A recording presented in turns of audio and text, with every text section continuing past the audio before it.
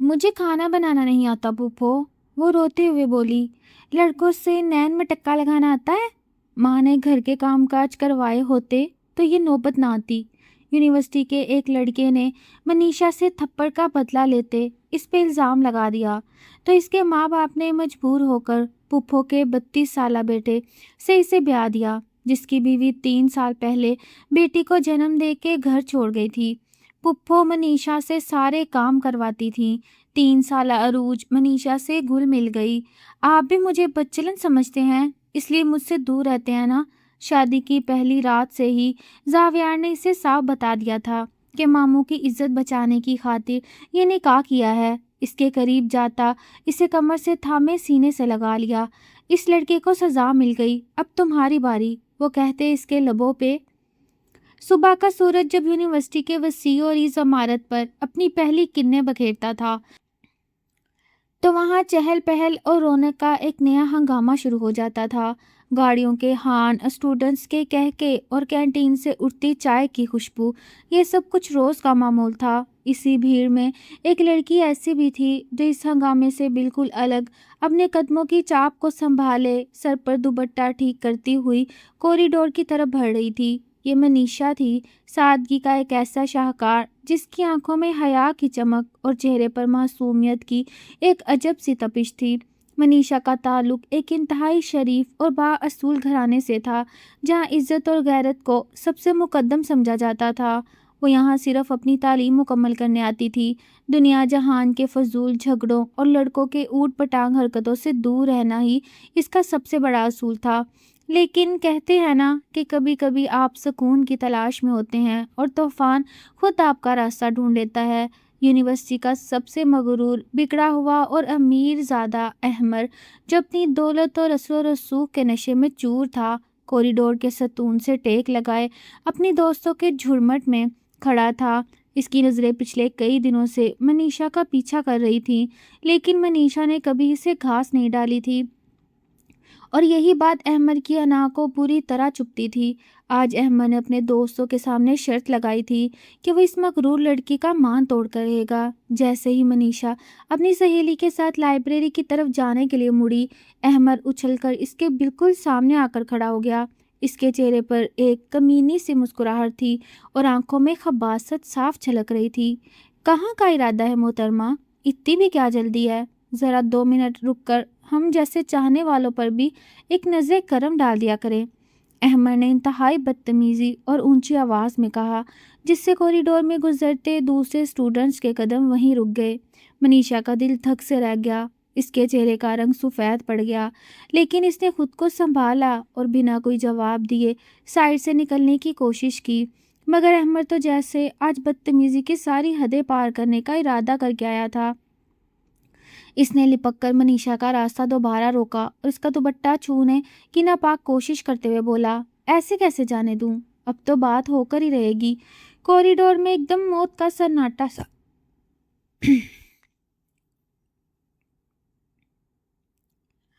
Corridor میں ایک دم موت کا سا سکوت چھا گیا۔ سب تماشائی بنے دیکھ رہے تھے کہ اب کیا ہوگا۔ منیشا جو اب تک خوف زدہ لگ رہی تھی، اس کے اندر کی خودداری اور خاندانی غیرت اچانک ایک لاوے کی طرح ابل پڑی۔ اس کی آنکھوں میں ڈر کی جگہ ایک شدید غصہ چمک اٹھا۔ اس سے پہلے کہ احمد کا ہاتھ اس کے دوپٹے کو چھوتا، فضا میں ایک سنسناتی ہوئی آواز گونجی اور اگلے ہی سیکنڈ ایک زوردار تھپڑ احمد کے دائیں گال پر جا پڑا۔ یہ تھپڑ اتنا شدید اور غیر متوقع تھا کہ احمد کا سر چکرا گیا اور اس کی اینک دور جا گری۔ کوریڈور میں موجود ہر شخص کی سانسیں جیسے حلق میں اٹک گئی۔ کسی نے خواب میں بھی نہیں سوچا تھا کہ یونیورسٹی کے سب سے طاقتور لڑکے کو کوئی عام سی لڑکی اس طرح سرعام ذلیل کر دے گی۔ احمد نے سکتے کی حالت میں اپنے تپتے ہوئے گال پر ہاتھ رکھا۔ اس کی آنکھیں خونخوار ہو گئیں اور وہ منیشا کو کچا چبا جانے والی نظروں سے دیکھنے لگا، جبکہ منیشا کی سانسیں تیز چل رہی تھیں۔ اس کی انگلیاں اب بھی غصے سے کانپ رہی تھیں، لیکن اس کی نظروں میں کوئی خوف نہیں تھا۔ اپنی حد میں رہنا سیکھو احمد، اگر دوبارہ میری طرف بڑھنے کی کوشش کی تو یاد رکھنا یہ تھپڑ صرف شروعات ہوگی، منیشا نے انتہائی کڑکدار اور جاندار آواز میں کہا اور اپنی سہیلی کا ہاتھ تھامے تیز قدموں سے وہاں سے نکل گئی، بغیر یہ دیکھے کہ اس نے کتنے بڑے طوفان کو دعوت دے دی۔ احمد وہیں کھڑا ذلت کے زہر کے گھونٹ پی رہا تھا۔ اس کے دوست سب اسے دیکھ کر سرگوشیاں کر رہے تھے اور پوری یونیورسٹی کے سامنے اس کی انا خاک میں مل چکی تھی۔ اس نے اپنی مٹھیاں اتنی سختی سے بھینچ لیں کہ اس کے ناخن گوشت میں چبھنے لگے۔ اس کے چہرے کے تاثرات اب ہولناک حد تک بدل چکے تھے۔ اس کی آنکھوں میں اب محبت یا اٹریکشن نہیں تھی، بلکہ صرف اور صرف ایک وحشیانہ انتقام کی آگ بھڑک رہی تھی۔ تم نے سب کے سامنے مجھے تھپڑ مارا ہے نا منیشا، اب تم دیکھنا، اس تھپڑ کی گونج تمہاری زندگی کو برباد کر کے رکھ دے گی۔ میں تمہارا وہ حشر کروں گا کہ تم خود اپنی زندگی کی بھیک مانگو گی۔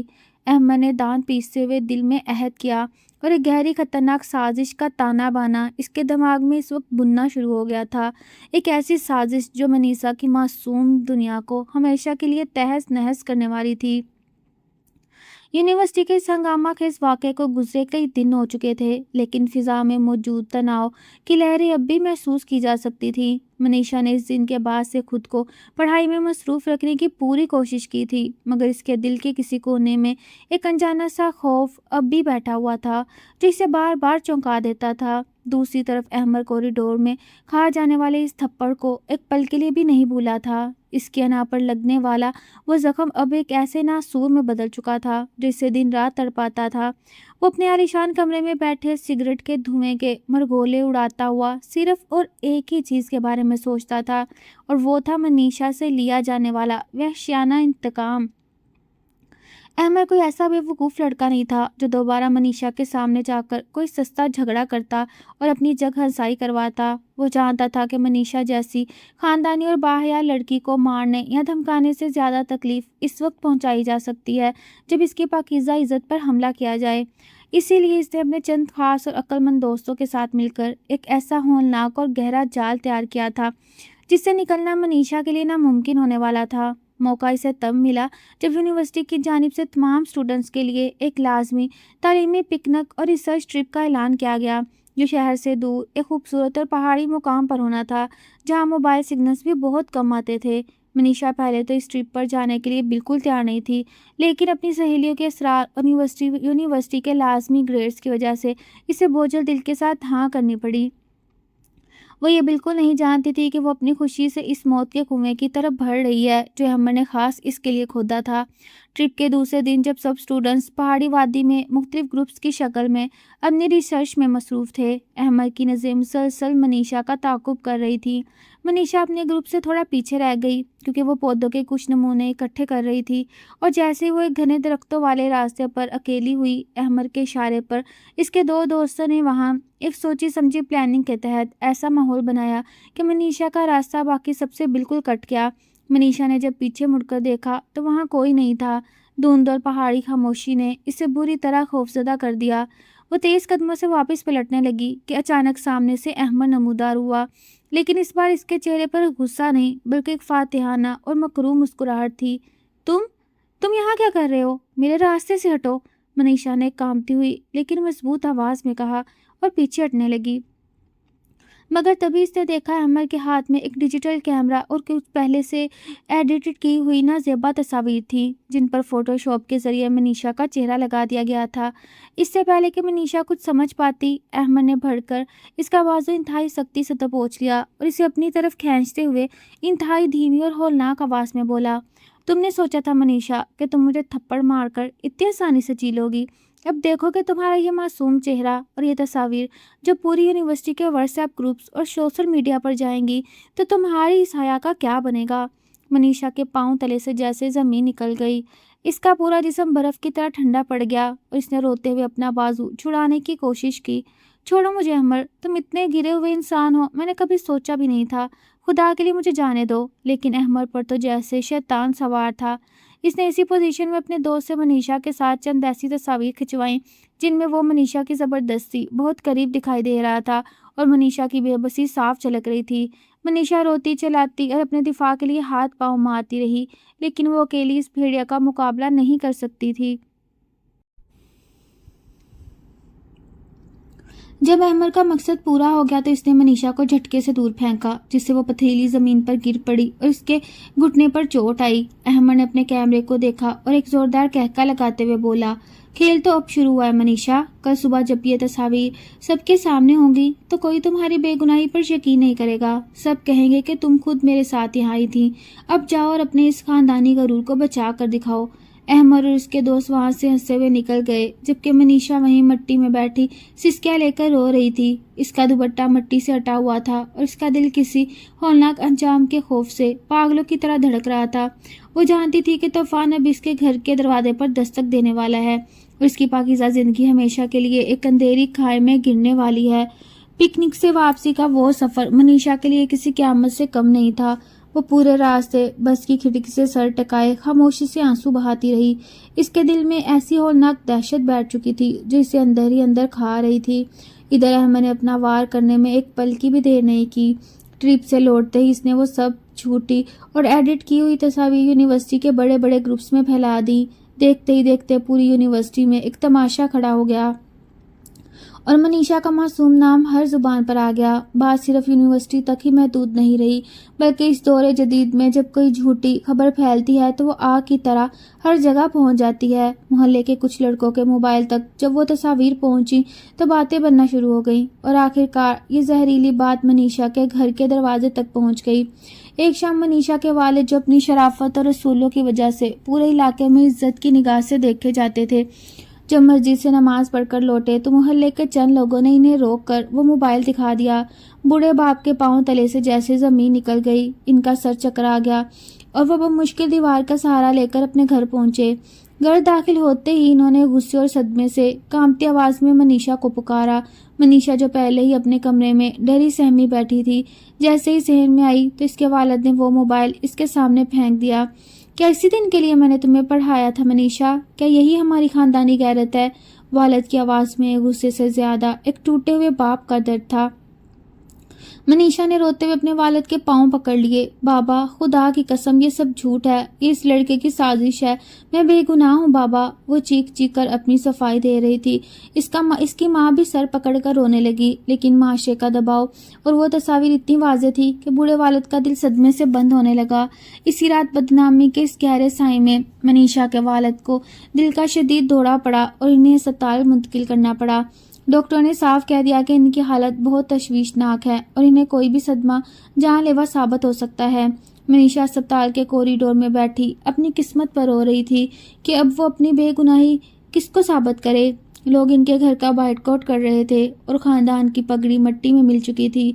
इस कठिन वक्त में मनीषा की मां ने मजबूर होकर रोते हुए अपनी सख्त मिजाज नंद मनीषा की पुप्पो को फ़ोन किया और उनके सामने दामन फैलाकर मदद की भीख मांगी, क्योंकि इस तूफान से इन्हें अब कोई अपना ही निकाल सकता था।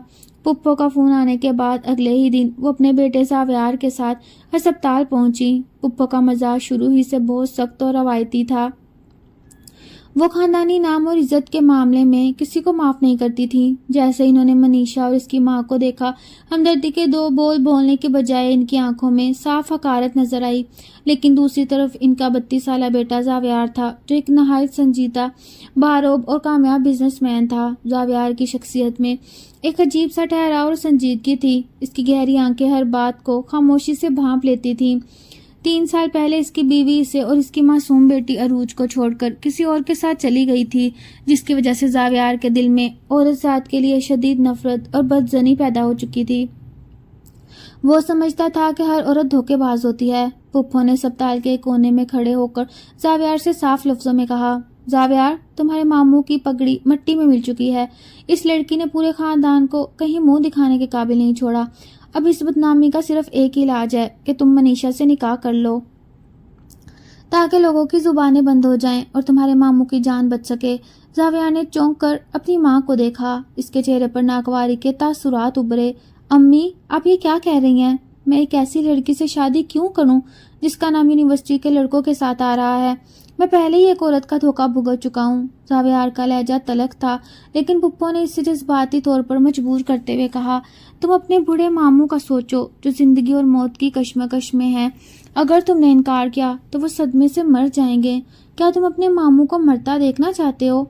زاویار خاموشی سے شیشے کے اس پار ICU میں پڑے اپنے ماموں کو دیکھنے لگا، جو زندگی کی آخری سانسیں لے رہے تھے، جن ماموں نے بچپن میں سے باپ کی طرح پالا تھا۔ آج وہ ایک جھوٹی بدنامی کی وجہ سے موت کے منہ میں تھے۔ زاویار نے اپنی مٹھیاں بھینچ لیں۔ اس کے دل میں ایک طرف اپنے ماموں کی محبت تھی اور تو دوسری طرف منیشا کے لیے شدید نفرت کہ اس لڑکی کی وجہ سے آج پورا خاندان سڑک پر آ گیا ہے۔ ایک گہرا سانس لیتے ہوئے زاویار نے ایک بوجھل دل اور سخت لہجے میں کہا، ٹھیک ہے امی، میں صرف اور صرف اپنے ماموں کی عزت اور ان کی زندگی بچانے کے لیے یہ نکاح کروں گا، لیکن یاد رکھیے گا اس لڑکی کو میں صرف اپنے گھر لے کر جاؤں گا، اپنے دل میں اسے کبھی جگہ نہیں دوں گا۔ کوریڈور کے دوسرے کونے میں کھڑی منیشا نے جب یہ فیصلہ سنا تو اس کی آنکھوں سے آنسوؤں کا سیلاب بہہ نکلا۔ وہ جانتی تھی کہ اس کی مرضی کے بغیر اس کی زندگی کا سودا ہو چکا ہے اور وہ ایک ایسے مرد کے بندھن میں بندھنے جا رہی ہے جو اس سے ہمدردی نہیں بلکہ صرف نفرت کرتا ہے۔ ہسپتال کے ایک چھوٹے سے کمرے میں جہاں ہر طرف اداسی اور مایوسی کا راج تھا، منیشا اور زاویار کے نکاح کی تیاریاں ہو رہی تھیں۔ کوئی شہنائیاں نہیں تھی، نہ کوئی خوشی کے گیت اور نہ ہی دلہن کے چہرے پر کوئی روایتی شرم و حیا۔ منیشا ایک سادہ سے ہلکے رنگ کے جوڑے میں سر جھکائے بیٹھی تھی۔ اس کی آنکھیں مسلسل بہنے والے آنسوؤں کی وجہ سے سرخ ہو چکی تھیں۔ نکاح خواہ نے جب اس سے پوچھا کہ کیا آپ کو زاویار ولد یہ نکاح قبول ہے تو منیشا کا گلا جیسے خشک ہو گیا۔ اس نے ایک نظر ICU کے شیشے کی طرف دیکھا جہاں اس کے بوڑھے باپ زندگی کی جنگ لڑ رہے تھے اور پھر بوجھل دل کے ساتھ کانپتی آواز میں کہا، قبول ہے۔ دوسری طرف زاویار نے نہایت سرد اور مضبوط آواز میں بنا کسی ہچکچاہٹ کے 3 بار قبول ہے کہہ کر اس کاغذی رشتے پر دستخط کر دیے۔ جیسے ہی نکاح مکمل ہوا، ہسپتال کے کمرے میں موجود چند قریبی رشتہ داروں نے زبردستی مبارکباد دی، لیکن اس مبارکباد میں کوئی گرمجوشی نہیں تھی۔ منیشا کی ماں نے روتے ہوئے اپنی بیٹی کو گلے سے لگایا اور پھر زاویار کے سامنے ہاتھ جوڑ دیے۔ زاویار بیٹا، میری معصوم بچی تمہارے حوالے ہے، اس کا خیال رکھنا۔ زاویار نے کوئی جواب نہیں دیا۔ اس کا چہرہ بالکل پرجمود اور سپاٹ تھا، جیسے اس کے اندر کوئی جذبہ ہی نہ ہو۔ رخصتی کا وقت آیا تو منیشا کے پاؤں جیسے زمین میں دھنس گئے تھے۔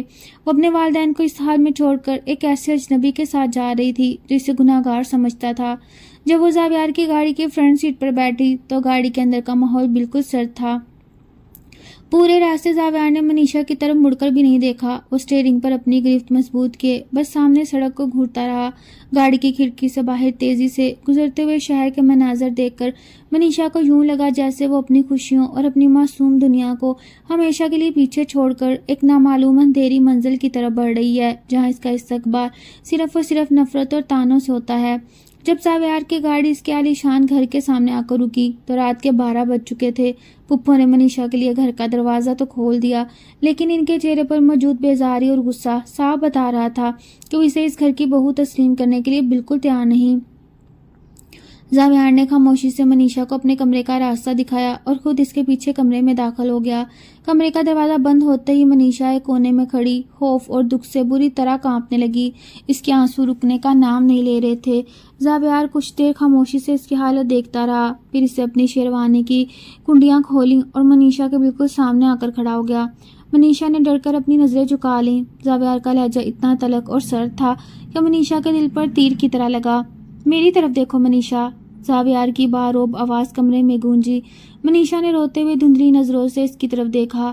زاویار نے صوفے کی پشت پر ہاتھ رکھتے ہوئے صاف لفظوں میں کہا، شادی کی یہ پہلی رات ہے اور میں کوئی بھی بات اندھیرے میں نہیں رکھنا چاہتا۔ تم اس کمرے میں ضرور ہو، لیکن میرے دل میں تمہارے لیے کوئی جگہ نہیں۔ میں نے یہ نکاح صرف اور صرف اپنے بوڑھے ماموں کی عزت اور ان کی زندگی بچانے کی خاطر کیا۔ میرے لیے تم اس گھر میں ایک مجبور لڑکی سے زیادہ کچھ بھی نہیں ہو، اس لیے مجھ سے کسی بھی قسم کی محبت یا بیوی والے حقوق کی امید بالکل مت رکھنا۔ زاویار کے یہ الفاظ منیشا کے زخموں پر نمک چھڑکنے کے برابر تھے۔ وہ تڑپ کر رہ گئی۔ اس کا دل چاہا کہ وہ چیخ چیخ کر کہے کہ وہ بے گناہ ہے، لیکن زاویار کی آنکھوں میں عورت ذات کے لیے موجود پرانی بدظنی اور نفرت دیکھ کر اس کے لب سل گئے۔ زاویار اپنی بات مکمل کر کے تکیا اور کمبل اٹھا کر کمرے میں بنے چھوٹے صوفے پر لیٹ گیا اور رخ دوسری طرف کر لیا۔ منیشا اسی جگہ فرش پر گھٹنوں میں سر دیے بیٹھ گئی اور بستر کی چادر کو مٹھیوں میں بھینچ کر بے آواز رونے لگی۔ شادی کی یہ پہلی رات اس کے لیے کسی ڈرانے خواب جیسی تھی جہاں اس کا شوہر اس سے دوری کا اعلان کر چکا تھا اور باہر کی دنیا اسے بدچلن سمجھ رہی تھی۔ وہ بالکل اکیلی اور بے بس تھی اور آنے والے کل اس کے لیے مزید سختیاں لانے والا تھا۔ رات بھر فرش پر روتے روتے کب منیشا کی آنکھ لگ گئی اسے پتہ ہی نہ چلا۔ صبح جب کمرے کی کھڑکی سے دھوپ اس کے چہرے پر پڑی تو وہ ہڑبڑا کر اٹھی۔ اس کا پورا جسم فرش پر سونے کی وجہ سے بری طرح ٹوٹ رہا تھا۔ اس نے دیکھا کہ زاویار صوفے پر موجود نہیں تھا، وہ شاید صبح سویرے ہی آفس کے لیے نکل چکا تھا۔ منیشا نے جلدی سے اپنے آنسو پونچھے، منہ دھویا اور اپنا دوپٹہ سنبھالتے ہوئی بوجھل قدموں سے کچن کی طرف بڑھی تاکہ گھر کا کوئی کام کر سکے۔ ابھی وہ کچن میں داخل ہوئی تھی کہ پیچھے سے پپھو کی کڑکدار آواز گونجی، آ گئی تم نواب زادی کی طرح 12 بجے سو کر اٹھ رہی ہو؟ یہ تمہارا مائکہ نہیں ہے جہاں سارا دن بستر پر پڑی رہو۔ منیشا نے ڈر کر پپھو کی طرف دیکھا جن کے چہرے پر شدید غصہ تھا۔ منیشا نے چولہے کے پاس کھڑی ہو کر انتہائی دھیمی آواز میں کہا، مجھے کھانا بنانا نہیں آتا پپھو۔ یہ سننا تھا کہ پپھو کا پارا 7ویں آسمان پر پہنچ گیا۔ انہوں نے منیشا کے قریب آ کر اس کا بازو جھٹکے سے پکڑا اور زہریلے لہجے میں بولی، کھانا بنانا نہیں آتا؟ ہاں، یونیورسٹی کے لڑکوں سے نین میں ٹکا لگانا تو بہت اچھے سے آتا ہے۔ اگر تمہاری ماں نے گھر کے کام کاج کروائے ہوتے اور تم پر نظر رکھی ہوتی تو آج یہ نوبت ہی نہ آتی کہ ہمیں خاندانی بدنامی چھپانے کے لیے تمہیں اس گھر میں لانا پڑتا۔ پپھو کا یہ تانا منیشا کے دل کے آر پار ہو گیا۔ اس کی آنکھوں سے موٹے موٹے آنسو ٹپک کر اس کے گالوں پر بہنے لگے۔ اس نے زندگی میں کبھی کسی کی سخت بات نہیں سنی تھی، لیکن آج اسے اپنی معصومیت کے باوجود بدچلنی کے تانے سننے پڑ رہے تھے۔ پپھو نے کچن کا سارا سامان اس کے سامنے پٹک دیا اور بولی، آج سے اس گھر کی نوکرانی تم ہی ہو، سارا کام تمہیں خود کرنا ہوگا، چلو اب جلدی ہاتھ چلاؤ۔ منیشا نے روتے ہوئے ہانڈی چولہے پر رکھی، تپتی ہوئی آگ کے سامنے اس کے ہاتھ کانپ رہے تھے اور آنسو تھے کہ رکنے کا نام نہیں لے رہے تھے۔ منیشا کچن کے کونے میں کھڑی برتن دھو رہی تھی اور اس کی سسکیاں فضا میں گونج رہی تھی کہ اچانک اسے محسوس ہوا جیسے کسی نے پیچھے سے اس کا قمیض کا دامن کھینچا ہو۔ اس نے چونک کر پیچھے دیکھا تو وہاں 3 سال کی ایک بے حد معصوم اور پیاری سی بچی کھڑی تھی جس کی بڑی بڑی معصوم آنکھیں منیشا کو بڑے غور سے دیکھ رہی تھیں۔ یہ عروج تھی، زاویار کی بیٹی۔ عروج نے اپنی سگی ماں کو کبھی نہیں دیکھا تھا اور وہ ہمیشہ دادی کی سختی کی وجہ سے ڈری سہمی رہتی تھی۔ عروج نے اپنی ننھی سی انگلی منیشا کے گال پر رکھی اور بہت معصومیت سے اکلا کر پوچھا، آپ رو کیوں رہی ہیں؟ آپ کو چوٹ لگی ہے؟ ایک معصوم بچے کے منہ سے ہمدردی کے یہ الفاظ سن کر منیشا کا دل بھر آیا۔ وہ وہیں فرش پر گھٹنوں کے بل بیٹھ گئی، عروج کو کھینچ کر اپنے سینے سے لگا لیا۔ عروج کی معصوم خوشبو نے منیشا کے زخمی دل پر مرہم کا کام کیا۔ عروج نے اپنے ننھے ہاتھوں سے منیشا کے آنسو پونچھے۔ آپ روئیں مت، میں آپ کو اپنی گڑیا دوں گی۔ منیشا نے روتے ہوئے مسکرا دی۔ اس نے عروج کے ماتھے پر پیار کیا اور بولی، میں نہیں رو رہی میری گڑیا۔ کچھ ہی دیر میں عروج منیشا سے اتنی گھل مل گئی جیسے ان کا صدیوں کا رشتہ ہو۔ منیشا نے اسے گود میں بٹھایا اور اپنے ہاتھوں سے اسے کھانا کھلایا اور اس کے بکھرے ہوئے بالوں کی پیاری سی چٹیاں بنائی۔ عروج جو ماں کی ممتا کو ترسی ہوئی تھی منیشا کے پاس آ کر کھلکھلا کر ہنسنے لگی۔ پپھو نے جب صحن سے یہ منظر دیکھا تو وہ تل ملا اٹھی، لیکن عروج کو اتنے دنوں بعد خوش دیکھ کر وہ بھی خاموش ہو گئیں۔ ادھر شام کو جب زاویار تھکا ہارا گھر لوٹا تو جیسے ہی وہ صحن میں داخل ہوا اس کے قدم وہیں رک گئے۔ اس نے دیکھا کہ منیشا عروج کو گود میں لیے اسے کوئی پیاری سی کہانی سنا رہی تھی اور عروج اس کے سینے سے لگی بڑے سکون سے سن رہی تھی۔ زاویار نے اپنی پہلی بیوی کو کبھی اپنی بیٹی سے اس طرح پیار کرتے نہیں دیکھا تھا۔ وہ تو عروج کو ایک بوجھ سمجھتی تھی۔ منیشا کے چہرے پر اس وقت جو سچی ممتا اور معصومیت تھی اسے دیکھ کر زاویار کے دل کے کسی بند کونے میں ایک ہلکی سی ہلچل ہوئی، لیکن اس نے فوراً اپنے تاثرات کو سخت کر لیا اور بنا کچھ کہے اپنے کمرے کی طرف بڑھ گیا۔ مگر وہ یہ بات ماننے پر مجبور ہو گیا کہ یہ لڑکی جیسی بھی ہے اس کا دل کالا نہیں۔ دن گزرنے کے ساتھ ساتھ منیشا کی زندگی ایک اٹھن روٹین میں ڈھل چکی تھی۔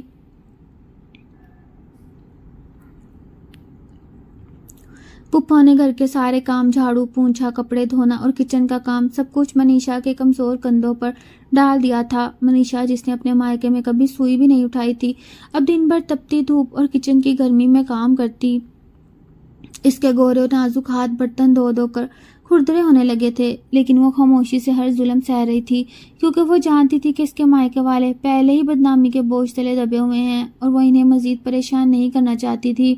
زاویار روزانہ صبح سویرے نکل جاتا اور رات گئے گھر لوٹتا۔ وہ منیشا سے بات کرنا تو دور، اس کی طرف دیکھنا بھی گوارا نہیں کرتا تھا، لیکن وہ چاہ کر بھی ایک چیز کو نظر انداز نہیں کر پا رہا تھا اور وہ تھی اس کی بیٹی عروج۔ عروج اب ایک پل کے لیے بھی منیشا سے دور نہیں ہوتی تھی۔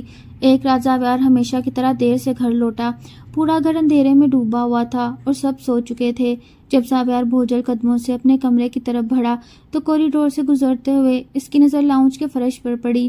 وہاں منیشا دیوار سے ٹیک لگائے فرش پر ہی سو چکی تھی۔ اس کے ہاتھ میں عروج کا کوئی کھلونا تھا اور اس کے چہرے پر شدید تھکن کے آثار تھے۔ کام کی کثرت کی وجہ سے اس کا معصوم کا چہرہ مرجھا چکا تھا۔ زاویار کے قدم وہیں رک گئے۔ وہ چند لمحے خاموشی سے فرش پر سوئی اس لڑکی کو دیکھتا رہا۔ اس کے دل میں پہلی بار ایک گہری ہمدردی نے سر اٹھایا۔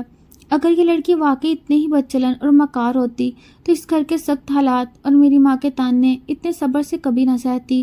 زاویار کے دماغ میں ایک خیال بجلی کی طرح گوندا۔ اس نے گہرا سانس لیا، آگے بڑھ کر آہستہ سے منیشا کو پکارنا چاہا، لیکن پھر اپنے ماضی کے زخموں کو یاد کر کے اپنے ہاتھ پیچھے کھینچ لیے۔ وہ بنا کچھ کہے اپنے کمرے میں چلا گیا، لیکن اس رات صوفے پر لیٹ کر وہ دیر تک منیشا کے سکے ہوئے معصوم چہرے کے بارے میں سوچتا رہا اور اس کی انا کی دیوار میں پہلی بار ایک چھوٹی سی دراڑ آ چکی تھی۔ موسم بدل رہا تھا اور رات کے وقت سردی کی لہر گہری ہوتی جا رہی تھی۔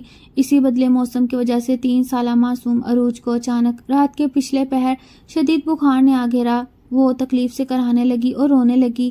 عروج کے رونے کی آواز سب سے پہلے منیشا کے کانوں میں پڑی، جو لاؤنج میں لیٹی ہوئی تھی۔ وہ فوراً تڑپ کر اٹھی اور بھاگتی ہوئی عروج کے کمرے میں پہنچی۔ عروج کا پورا جسم توے کی طرح تپ رہا تھا اور وہ تیز بخار میں ہذیان ہک رہی تھی۔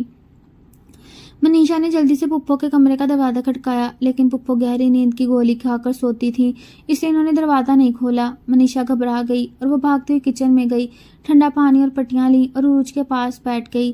وہ رات بھر جا کر عروج کے ماتھے اور پاؤں پر ٹھنڈے پانی کی پٹیاں کرتی رہی۔ عروج نے روتے ہوئے منیشا کی قمیض کو اپنے ننھے ہاتھوں میں جکڑ لیا تھا۔ مما، درد ہو رہا ہے۔ عروج نے بخار کی حالت میں منیشا کو مما پکارا۔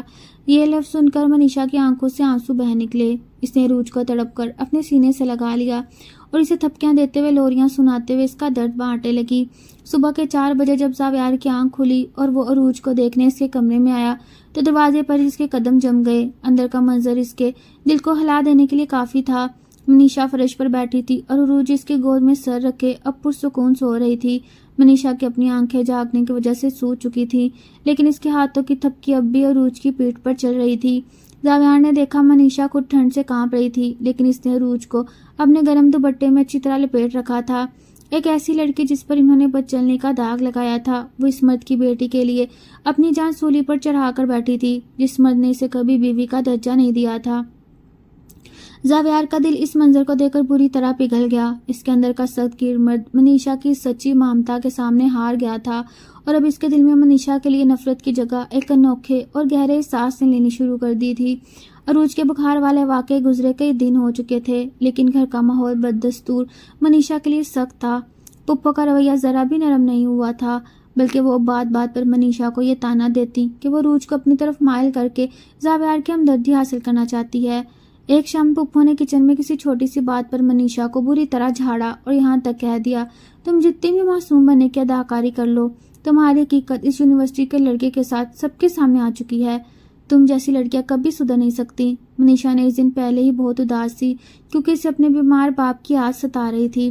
پپو کے اس آخری تانے نے اس کا صبر کا پیمانہ لبریز کر دیا۔ وہ روتی ہوئی بھاگ کر کمرے میں آئی اور بیڈ پر گر کر سسکیاں لینے لگی۔ رات کو جب زاویار کمرے میں داخل ہوا تو اس نے منیشا کو اس طرح ٹوٹ کر روتے دیکھا۔ پچھلے کئی دنوں سے زاویار کے دل میں منیشا کے لیے جو ہمدردی جاگی تھی، وہ اسے خاموش رہنے نہیں دے رہی تھی۔ زاویار اس کے قریب آیا اور گہری سنجیدہ آواز میں بولا، منیشا کیوں رو رہی ہو؟ کیا میری ماں نے پھر کچھ کہا ہے؟ منیشا نے تڑپ کر سر اٹھایا۔ اس کی آنکھیں سرخ ہو رہی تھی اور چہرے پر کرب تھا۔ وہ اپنی جگہ کھڑی ہوئی زاویار کی آنکھوں میں آنکھیں ڈال کر روتے ہوئے پھٹ پڑی۔ زاویار صاحب، اب مجھ سے یہ جھوٹی ہمدردی کیوں دکھا رہے ہیں؟ آپ بھی تو مجھے وہی سمجھتے ہیں نا جو یہ دنیا سمجھتی ہے۔ آپ بھی مجھے بدچلن اور گناہگار سمجھتے ہیں، اس لیے شادی کی پہلی رات سے لے کر آج تک مجھ سے دور رہتے ہیں نا۔ اگر آپ کے دل میں میرے لیے صرف حقارت ہے تو مجھے بتا دیجئے، میں یہ روز روز کا مرنا نہیں برداشت کر سکتی۔ منیشا کے اس اچانک اور تیکھے سوال پر زاویار بالکل خاموش ہو گیا۔ اس کی گہری آنکھوں میں ایک عجیب سا سسپینس ابھرا۔ وہ چند سیکنڈ منیشا کے روتے ہوئے چہرے کو دیکھتا رہا۔ اس کے لب ہلے جیسے وہ کچھ کہنا چاہ رہا ہو، لیکن اس نے خود پر قابو پایا، رخ موڑا اور بنا کوئی جواب دیے خاموشی سے کمرے سے باہر نکل گیا۔ منیشا صوفے پر گر کر دوبارہ رونے لگی۔ منیشا یہ سمجھ رہی تھی کہ زاویار اس سے نفرت کرتا ہے اور اس کی بات کا جواب دیے بغیر چلا گیا، لیکن حقیقت اس کے بالکل برعکس تھی۔ زاویار دراصل کوئی اندھا یا بے وقوف مرد نہیں تھا۔ جب سے اس کا منیشا سے نکاح ہوا تھا اور اس نے گھر میں منیشا کی معصومیت، صابرہ مزاج اور عروج کے لیے اس کی سچی محبت دیکھی تھی، اس کے دل نے گواہی دے دی تھی کہ منیشا بے گناہ ہے۔ وہ اپنی پہلی بیوی کے دھوکے کی وجہ سے محتاج ضرور تھا، لیکن وہ منیشا پر ظلم ہوتے نہیں دیکھ سکتا تھا، اس لیے وہ خاموش نہیں بیٹھا تھا، بلکہ وہ پچھلے کئی دنوں سے اپنے طور پر ایک خفیہ مشن پر کام کر رہا تھا۔ زاویار نے اپنے بزنس کے اثر و رسوخ اور اپنے قریبی دوست جو پولیس میں اونچے عہدے پر تھا کے ذریعے یونیورسٹی کے اس لڑکے احمر کا پورا کچا چھٹا نکلوایا تھا۔ زاویار کے پاس اب احمر کے فون کا پورا ڈیٹا، اس کے دوستوں کے بیانات اور وہ تمام معمولات آ چکی تھیں جن سے یہ ثابت ہوتا تھا کہ احمر ایک نمبر کا عیاش اور بدکماش لڑکا ہے اور اس نے منیشا سے بدلہ لینے کے لیے وہ تصاویر کمپیوٹر کے ذریعے خود بنوائی تھیں۔ زاویار اپنے آفس کے کیبن میں بیٹھا احمر کی فائل دیکھ رہا تھا۔ اس کی آنکھوں میں اس وقت ایک ہولناک غصہ اور تیکھا پن تھا۔ وہ اپنی مٹھیاں بھینچتے ہوئے اپنے اسسٹنٹ سے بولا، اس لڑکے نے ایک معصوم لڑکی کی زندگی برباد کی ہے اور میرے خاندان پر داغ لگایا ہے۔ میں اسے اتنی آسانی سے نہیں چھوڑوں گا۔ اب وقت آ گیا کہ اس بھیڑیے کو اس کے اصل انجام تک پہنچایا جائے اور منیشا کو اس کا کھویا ہوا مان واپس دلایا جائے۔ زاویار کا یہ روپ بالکل نیا اور جاندار تھا۔ وہ منیشا کی بے گناہی کا پکا ثبوت حاصل کرنے کے بالکل قریب تھا۔ زاویار کا خفیہ مشن اب اپنے آخری اور سب سے اہم مرحلے میں داخل ہو چکا تھا۔ وہ مزید ایک پل بھی ضائع نہیں کرنا چاہتا تھا، کیونکہ وہ اپنی آنکھوں سے منیشا کو روز گھٹتے اور آنسو بہاتے دیکھ رہا تھا۔ ایک شام جب احمد یونیورسٹی سے نکل کر اپنے چند آوارہ دوستوں کے ساتھ ایک سنسان کیفے کے پیچھے کھڑا اگلی کسی گھناؤنی پلاننگ میں مصروف تھا، تبھی اچانک وہاں 3 تیز رفتار کالی گاڑیاں آ کر رکیں۔ اس سے پہلے کہ احمد یا اس کے دوست کچھ سمجھ پاتے، ان گاڑیوں سے پولیس کے جوان اور زاویار کے باڈی گارڈز باہر نکلے۔ احمد نے گھبرا کر بھاگنے کی کوشش کی، لیکن زاویار کے گارڈز نے اسے چاروں طرف سے دبوچ لیا۔ احمد نے اپنے والد کی دولت کا روپ چھاڑنے کی کوشش کی اور اونچی آواز میں بولا، تمہاری ہمت کیسے ہوئی مجھے ہاتھ لگانے کی؟ جانتے ہو میرا باپ کون ہے؟ تبھی گاڑی کا دروازہ کھلا اور زاویار انتہائی باروب اور غضبناک چہرے کے ساتھ باہر نکلا۔ اس کی آنکھوں میں اس وقت احمد کے لیے سچی نفرت اور تیکھا پن تھا۔ زاویار نے بغیر کوئی فلمی ڈرامہ یا مار دھاڑ کے انتہائی سرد اور کڑکدار آواز میں پولیس افسر سے کہا، انسپکٹر صاحب، اس بھیڑیے کو اندر کیجیے اور قانون کے مطابق اس کا وہ حشر کیجیے کہ یہ زندگی بھر کسی شریف لڑکی کی عزت پر داغ لگانے کا سوچ بھی نہ سکے۔ تمام ثبوت، اس کے فون کا ڈیٹا اور ایڈیٹنگ کرنے والے لڑکے کا بیان پہلے ہی آپ کے پاس پہنچ چکا ہے۔ پولیس نے احمد کو جھٹکے سے ہتھکڑی لگائی اور گاڑی میں ڈال دیا۔ جب پولیس کی لاٹھی احمد پر پڑی اور اس پر قانون کا گھیرا تنگ ہوا تو اس کا سارا غرور اکڑ خاک میں مل گئی۔ اس نے جیل کی سلاخوں کے پیچھے روتے ہوئے اعتراف کر لیا کہ منیشا بالکل پاک دامن اور بے گناہ ہے اور اس نے صرف ایک تھپڑ کا بدلہ لینے کے لیے وہ جھوٹی تصاویر بنوائی تھیں۔ احمد کا یہ تحریری اور ویڈیو اعترافی بیان اب زاویار کے ہاتھ میں تھا، جو منیشا کی معصومیت کا سب سے بڑا گواہ تھا۔ اگلی شام زاویار جب گھر لوٹا تو اس کے ہاتھ میں ایک سرکاری فائل اور ایک موبائل ریکارڈنگ تھی۔ گھر کا ماحول ہمیشہ کی طرح بوجھل تھا۔ پپو سین میں بیٹھی تسبیح پڑھ رہی تھی اور منیشا کچن میں شام کی چائے بنا رہی تھی۔ اس کے چہرے پر وہی پرانی اداسی تھی، کیونکہ وہ اب بھی خود کو سب کی نظروں میں گناہ گار سمجھ رہی تھی۔ زاویار نے سین کے بیچوں بیچ آ کر بھوجل لیکن مضبوط آواز میں پکارا، امی اور منیشا، تم بھی باہر آؤ، مجھے آپ سب سے ایک بہت ضروری بات کرنی ہے۔ زاویار کی آواز میں ایسا ٹھہراؤ اور سنجیدگی تھی کہ پپو نے چونک کر تسبیح روک دی۔ منیشا بھی ہاتھ میں چائے کا کپڑے صاف کرنے والا رومال لیے ڈرتے ڈرتے کچن سے باہر آ گئی۔ زاویار نے بغیر کوئی دیر کیے وہ فائل پپو کے سامنے میز پر پٹک دی اور اپنے موبائل پر احمد کا وہ اعترافی بیان پلے کر دیا، جس میں وہ رو رو کر اپنی سازش کا اعتراف کر رہا تھا اور منیشا کی پاک دامنی کی گواہی دے رہا تھا۔ جیسے ہی احمد کی آواز صحن میں گونجی، پپو کے ہاتھ سے تسبیح چھوٹ کر زمین پر جا گری۔ ان کے پاؤں تلے سے جیسے زمین ہی نکل گئی۔ انہوں نے اپنی بہو پر اتنے ہولناک الزامات لگائے تھے، اسے بدچلن کہا تھا، لیکن سچائی تو یہ تھی کہ وہ بالکل پاک اور معصوم تھی۔ منیشا نے جب احمد کی زبان سے اپنی بے گناہی کا سچ سنا تو اس کے ہاتھ سے وہ رومال چھوٹ گیا اور وہ وہیں سین کے فرش پر بیٹھ کر پھوٹ پھوٹ کر رو پڑی۔ یہ آنسو دیکھ کے نہیں تھے، بلکہ اپنا کھویا ہوا مان اور عزت واپس ملنے کے تھے، جو زاویار نے اسے لوٹائی تھی۔ زاویار نے اپنی ماں کی طرف دیکھا اور نہ اس سنجیدہ لہجے میں بولا، امی، دیکھ لیا آپ نے سچ؟ جس معصوم لڑکی کو آپ روز تانے دیتی رہیں، وہ بالکل بے گناہ ہے۔ اس نے صرف اپنی غیرت کی خاطر اس لڑکے کو تھپڑ مارا تھا، جس کا بدلہ اس نے اتنی گھنونی سازش سے لیا۔ پپو کا سر شرمندگی سے جھک گیا. ان کے پاس اب منیشا کی طرف دیکھنے کی ہمت بھی نہیں بچی تھی. سچائی کا یہ دھماکہ پپو کے دل پر ایک گہرا اثر چھوڑ گیا. ذہن میں ایک عجیب سی خاموشی چھا گئی جس میں صرف منیشا کی سسکیوں کی آواز گونج رہی تھی. پپو جو ہمیشہ اپنی زبان کے تیروں سے منیشا کے دل کو زخمی کرتی تھی آج بالکل بے بس اور لاجواب کھڑی تھی.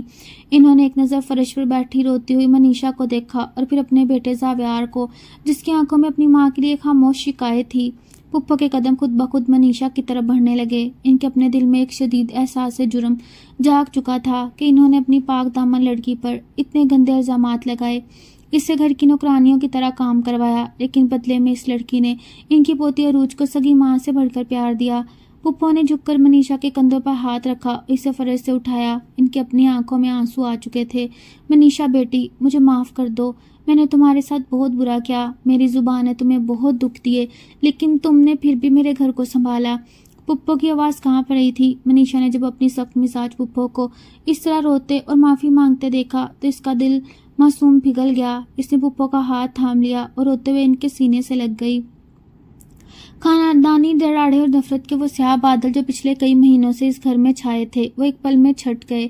زاویار نے خاموشی سے یہ منظر دیکھ رہا تھا. اس کے چہرے پر ایک اطمینان بخش مسکراہٹ ابھری، لیکن اس کی نظریں مسلسل منیشا کے چہرے پر ٹکی ہوئی تھیں، جیسے اس نے آج اس کا کھویا ہوا امان واپس لوٹا دیا تھا. گھر کا ماحول اب بالکل بدل چکا تھا. پپو اب منیشا کو کچن کے کاموں سے روک دیتی اور اسے پیار سے اپنے پاس بٹھاتی.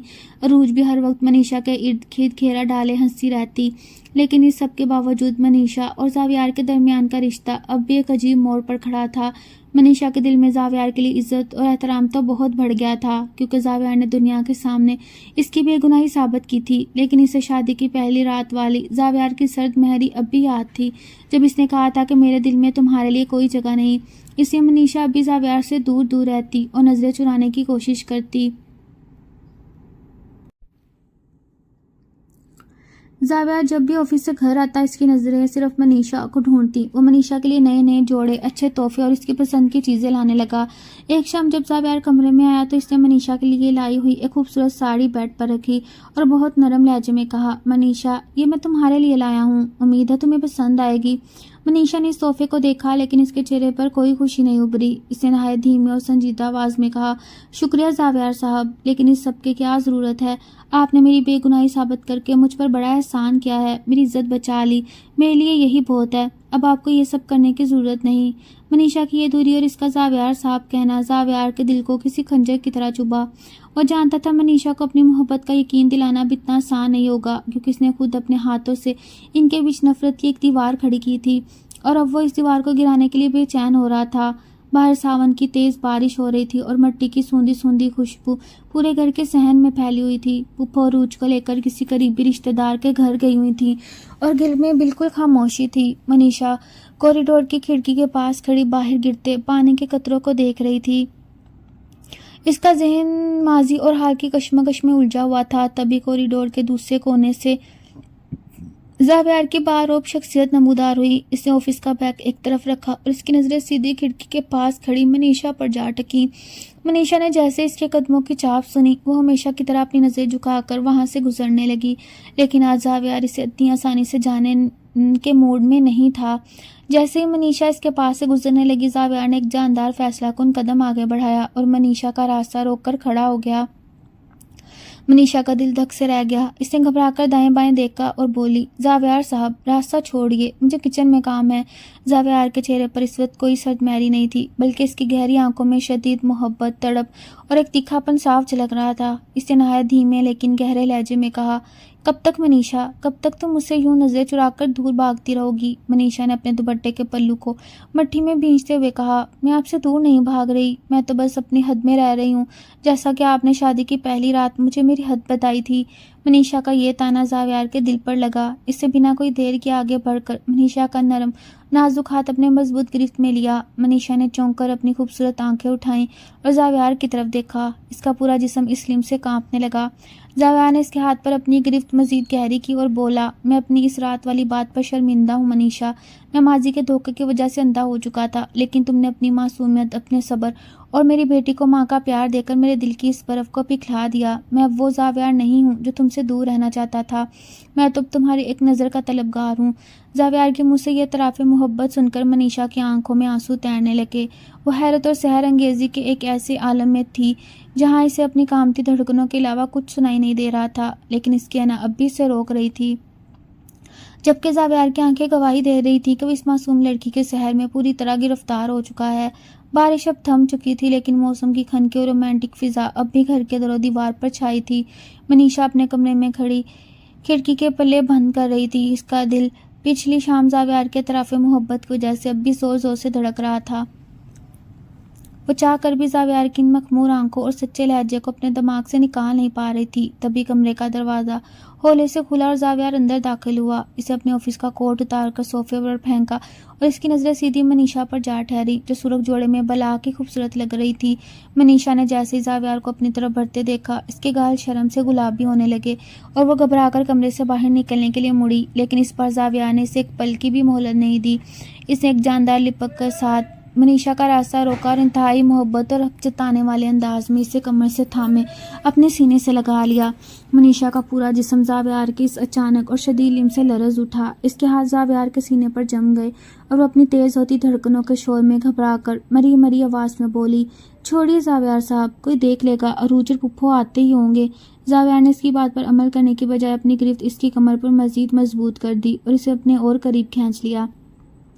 اس کی آنکھوں میں اس وقت شدید محبت، دیوانگی اور ایک تیکھا پن تھا جو منیشا کے دل کو پگھلا رہا تھا۔ زاویار اس کے معصوم اور شرم سے جھکے چہرے کے قریب جھکا۔ اس کے لب منیشا کے کان کے پاس پہنچے تو اس کی گرم سانسیں منیشا کی گردن کو چھونے لگیں۔ وہ انتہائی مدھم اور سحر انگیز سرگوشی میں بولا، اس لڑکے احمر کو تو اس کے جھوٹ اور سازش کی سزا مل گئی منیشا، اب تمہاری باری ہے۔ منیشا نے حیرت اور دھڑکتے دل کے ساتھ اپنی لمبی پلکیں اٹھائیں اور زاویار کی گہری آنکھوں میں جھانکتے ہوئے کانپتے لبوں سے پوچھا، میری سزا؟ میں نے کیا کیا ہے اور میری سزا کیا ہے؟ زاویار کے لبوں پر ایک دلکش اور فاتحانہ مسکراہٹ ابھر آئی۔ اسے اپنا ایک ہاتھ منیشا کے چہرے پر رکھا اور اس کے نرم لبوں پر اپنی انگلی رکھتے ہوئے نہایت گہرے لہجے میں کہا، میری قید میں عمر بھر کے لیے محبت کی سزا، ایک ایسی قید جہاں تم کبھی رہا ہونا نہیں چاہو گی اور نہ ہی میں تمہیں کبھی رہا کروں گا۔ یہ کہہ کر زاویار نے تمام فاصلے مٹاتے ہوئے منیشا کو ہمیشہ کے لیے اپنے وجود کا حصہ بنا لیا۔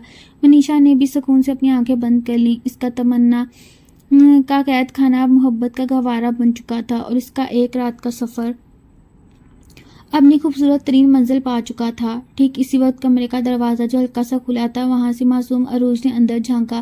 اپنی اور مما اور پاپا کو یوں ہنستے اور خوش دیکھ کر اس کے چہرے پر بھی ایک پیاری سی مسکراہٹ آ گئی اور وہ شرارت سے اپنے ننھے ہاتھوں سے آنکھیں بند کر کے پیچھے بھاگ گئی۔